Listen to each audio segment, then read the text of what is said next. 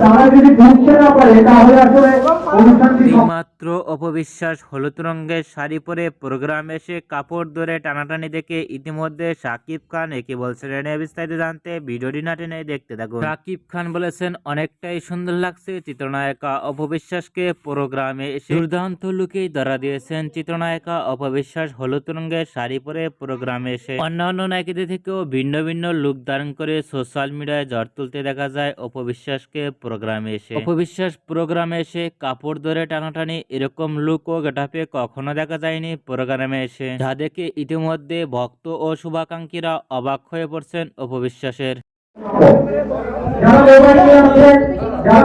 এই মাত্র অপবিশ্বাস হলুদ রঙের শাড়ি পরে প্রোগ্রামে এসে কাপড় টানাটানি দেখে আপনাদের মতামত নিচে কমেন্ট বক্সে জানিয়ে দিন। নিত্য নতুন ভিডিও পেতে চ্যানেলটি সাবস্ক্রাইব করে পাশে থাকা ঘন্টি বাজিয়ে দিন। পুরো ভিডিওটি দেখার জন্য অসংখ্য ধন্যবাদ।